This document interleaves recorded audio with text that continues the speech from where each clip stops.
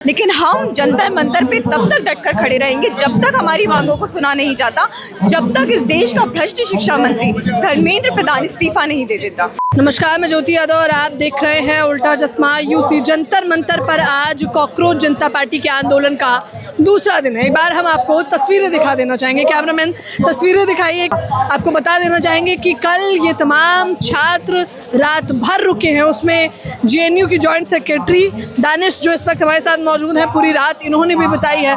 तो कैसा रहा रात का नज़ारा?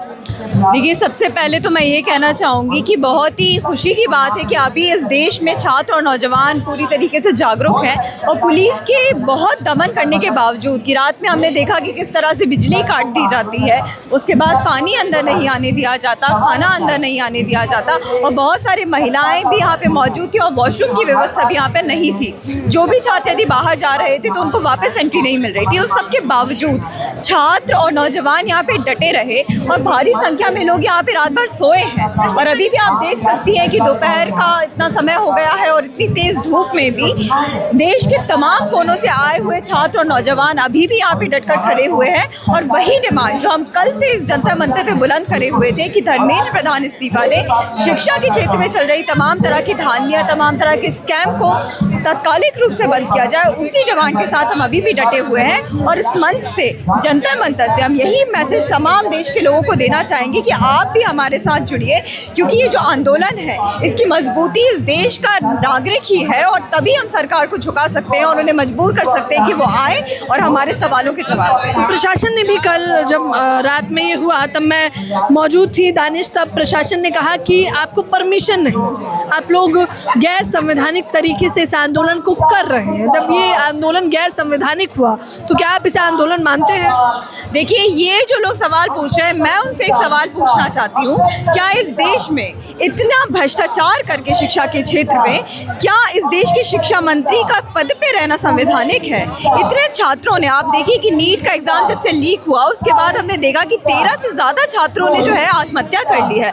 आज सुबह सुबह हैदराबाद से एक और छात्रा की आत्महत्या की घटना हमारे सामने आई। तो इन हत्याओं का जिम्मेदारी कौन लेगा?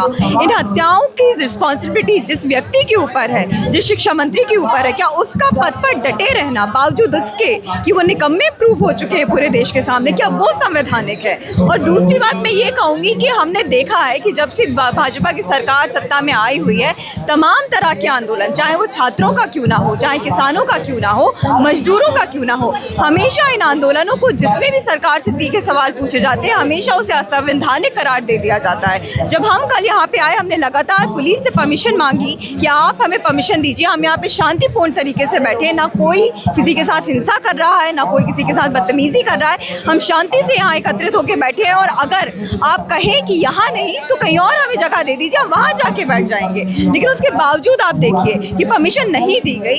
सुबह से आप देखिए कि 10 बजे से तो ऑफिशियल टाइमिंग भी होता है जंतर मंतर का, उसके बावजूद भी लगातार पुलिस यहाँ से अनाउंस कराती है कि आपका जो आंदोलन चल रहा है वो असंवैधानिक है।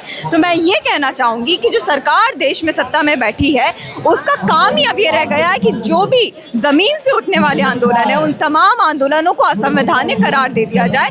लेकिन अब इस देश के छात्र, युवा और आम नागरिक अब इस सरकार से सवाल पूछेंगे कि अगर आप हमें असंवैधानिक कहते हैं तो इतना भ्रष्टाचार करके आप संवैधानिक कैसे हो गए? अच्छा, क्या तैयारियां हैं? क्योंकि दूसरा दिन आज है, क्योंकि आज रीट भी है, तो क्या अब ये आंदोलन आगे चलेगा या आज ये आखिरी दिन? देखिए, हमारी पूरी कोशिश है कि जल्द से जल्द अगर धर्मेंद्र प्रधान इस्तीफा दे देते हैं तो हम अभी यहाँ से उठ जाएंगे। यहाँ आए तमाम लोगों को इतनी धूप में परेशान होने की ज़रूरत ही नहीं पड़ेगी।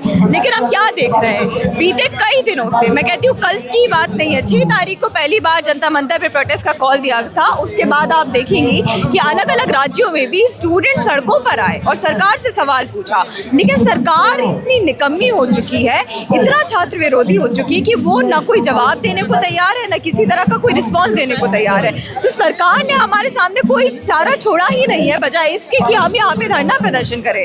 तो हम यहाँ पर तब तक रहेंगे चाहे सरकार कितनी कोशिश कर ले, पुलिस कितना दमन कर ले, डिटेन करने की कोशिश करें या अरेस्ट करने की कोशिश करें, लेकिन हम जंतर मंतर पे तब तक डटकर खड़े रहेंगे जब तक हमारी मांगों को सुना नहीं जाता, जब तक इस देश का भ्रष्ट शिक्षा मंत्री धर्मेंद्र प्रधान इस्तीफा नहीं दे देता।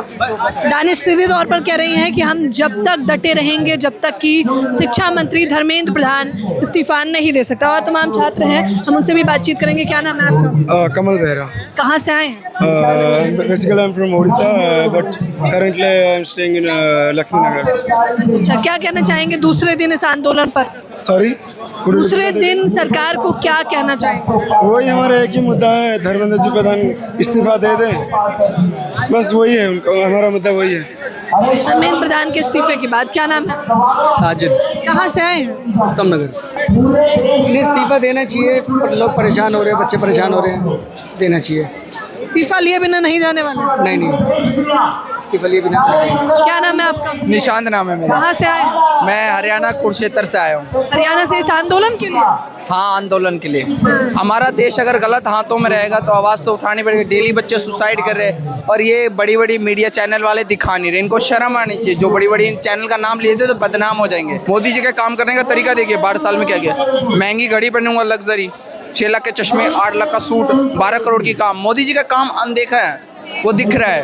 अब मैं ये पूछना चाहूँगा, जब 2008 में मुंबई अटैक होता है, वहाँ के मुख्यमंत्री, वहाँ के गृह मंत्री ने इस्तीफा दे दिया था और आज के एजुकेशन मिनिस्टर को इस्तीफा देने में शर्म आ रही है। ये पॉइंट है। नैतिक जिम्मेदारी क्यों नहीं है? और नैतिक जिम्मेदारी निर्धारित करने के लिए ही जंतर मंतर पर दूसरे दिन भी डटे हुए हैं ये छात्र। आप लोग अपनी प्रतिक्रिया। 2 दिन से यहाँ बैठे हैं। शाम का टाइम था जब यहाँ लाठी चार्ज किया और एक मीडिया ने ये असली चीज़ दिखाना चाहे, उस मीडिया का कैमरा छीना गया, माइक छीना गया जबरदस्ती। ये पुलिस वाले, आर्मी अपनी वर्दी का मिसयूज़ कर रहे हैं जबरदस्ती। हमारा एक्ट, हमारा संविधान ये नहीं कर रहा। ये संविधान के साथ मजाक कर रहे हैं मोदी जी। विदेश की यात्रा करते हैं भाई साहब, कह रहे विदेशों की यात्रा करते हैं, भारत का कुछ अता पता तक नहीं है इस देश के यशस्वी प्रधानमंत्री को।